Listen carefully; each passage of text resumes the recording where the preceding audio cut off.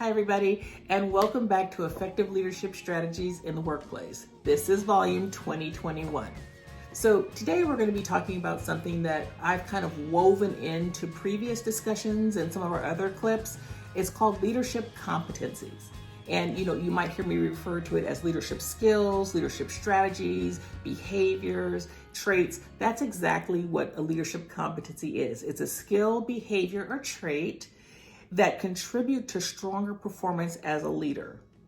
Competencies are going to change, they're going to evolve as the position and the organization changes or evolves. So you may have a set of competencies that you're working on right now, and then your organization goes through a little bit of a change, or your team goes through a change, or maybe you go through a change, and those competencies are going to shift and evolve as you, your team, or your organization shifts or evolves. So for the purpose of today's video, we're going to cover different groupings of competencies, skills, behaviors, or traits that leaders need. The first area we're going to talk about is leading the self. What skills do I myself, what skills do you yourself as a leader need to be a competent and strong and capable leader? The competencies required for leading the team. How can I lead my team effectively? Do I lead from the front? Do I lead from the side as a collaborator and a partner? Or do I lead from behind, instilling trust and faith in someone else to take the lead for once? We're going to talk about leading the organization. What is your role as a leader in terms of helping the organization to evolve and grow and be strengthened? And then we're going to talk about global executive competencies. So that section right there is really for leaders who are instrumental in helping to change global perspectives and global initiatives and strategies throughout the organization. Anyone can learn those competencies because you will use them at some point someday. Organizations can also identify future leaders by using a competency-based leadership approach. And we know there's a return on investment, and it gives the organization the competitive advantage. So I am excited because, you can talk about competencies, skills, traits, or behaviors all you want. You can write them down and give employees and leaders list of things that they need to accomplish. But until you make those things actionable, it's just words on paper. Part of the responsibility of a leader, remember we've talked about this, is being accountable. And sometimes that accountability is being honest with a colleague or honest with someone else so that they can help you to be accountable. So today I'm going to introduce something to you called the plan. And it's going to help with leadership accountability in strengthening your leadership competencies. So let's take a look at what the plan template actually is. So what you see on the screen right now is the plan template. And as it's set up, you'll see that there's a week, okay? And so that's for you to identify. And it's up to you to determine, is this going to be on a week-by-week basis? Is this going to be on a monthly basis? Is this something that I can accomplish in a quarter? So you'll determine the time that you need to identify for when you're actually starting this process. And then you'll see that it's asking you, is this an individual? Is this a team? Or is this an organization?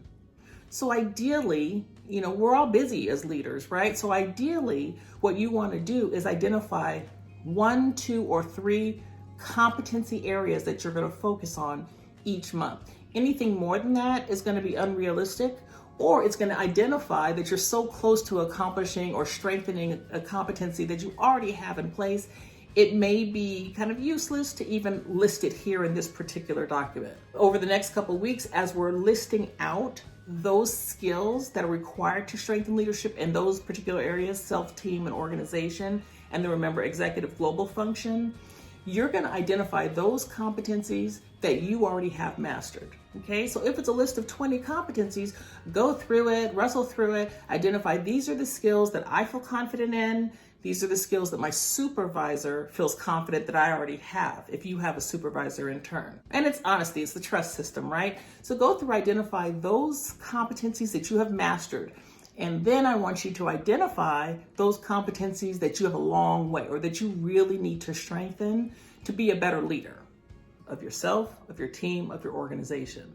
Those competencies that you've identified for further strengthening are the competencies that we're going to work on over the next week, months, or year for you to strengthen. So the P on this plan stands for proactive, and planning. We have said before in our trainings that an effective leader is a proactive leader. It's a leader that is setting strategies in place, setting plans in place before it hits the fan, right? You don't want to be a reactive leader. Okay, you want to be a proactive leader and think out some of those scenarios in your head, identify some of those potential challenge areas that may pop up, and start to develop plans to address that. So the P is for proactive planning. Identify the competency that you need strength, and then let's identify the proactive plan for how we're going to strengthen that in the coming weeks, months, quarter, or year. The L stands for leverage. So you're leveraging the resources that you have. And when I say resources, one resource is people. You're leveraging the people around you. So to build a specific competency, maybe I need to contact this person in my HR, maybe I need to contact this person who's a community advocate or a community activist, maybe I need to contact this person on my team who I know can support me. But you're going to identify your people resources, you're going to identify your educational resources. Maybe it's a professional development training that you're going to take, a TED Talk, an article that you've read that's really instrumental in helping you build a certain skill set or a certain growth mindset. And then you're going to leverage your connection. So maybe there's a community of people that you involve yourself with or communicate with or connect with on a regular basis that can help you strengthen that skill set, depending on the competency that you're working on for that particular week, month, or year. And then we have A, which is accountability through measurement. So remember, leadership with accountability is not leadership. All effective leadership has accountability built into it. But accountability also has measurables or measurement built into that.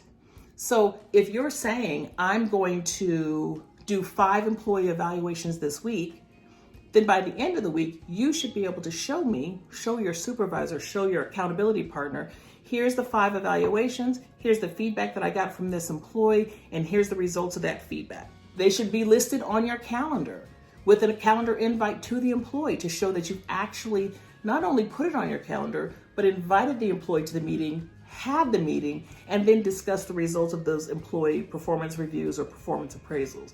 So there has to be accountability built in, but you are going to write that down so you can make sure that you're holding yourself accountable. And then the N is the needs assessment or the evaluation.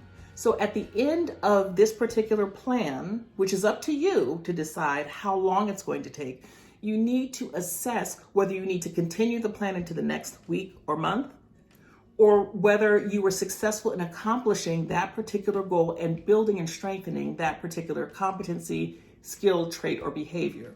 If you have mastered that for this particular week or month, and I would say give yourself a month, because those behaviors take time to build and to nourish and to grow. So give yourself at least a month to practice over and over and over again and to really strengthen that competency. When you find that you've done that to a point of mastery, you're so good and you're feeling so confident in it and you've been successful with it, then go ahead and move to a different competency level. Or practice the same competency again, but with different goals. So what you're doing is you're practicing the same competency, you're integrating a different plan, PLAN, to make sure that it wasn't just a fluke the first time. I've now established a system and a strategy that's consistent all the way through, that even if I integrate it in a different way, it still holds true, which means I've established a competence in that particular area. So that's what the plan is for. It really helps to hold you accountable as a leader for building your own skill set so that you can be more strategic and more effective in the workplace, in the team, and in the organization overall. And we know that builds employee engagement, which in turn leads to retention, which in turn leads to organizational sustainability and evolution. So this is the plan. Now I'm going to encourage you at the end of the 3-week session that we talk about the different levels of competencies to download and edit the template for the plan so that you can start to put it into practice. You can start to make it work. You know what it looks like, you know what it stands for, and I want you to make a concerted effort to be planful, intentional, and action-oriented for 2021. We have to be able to change and evolve with what's ever happening in the workplace, in our own professional development, in the social climate, and in our organization. And this plan will help you to do that. Thank you so much for joining me today. I look forward to talking to you next week about individual competencies, leading the self. And I've got a special surprise for you next week. Thanks so much, and I'll see you then.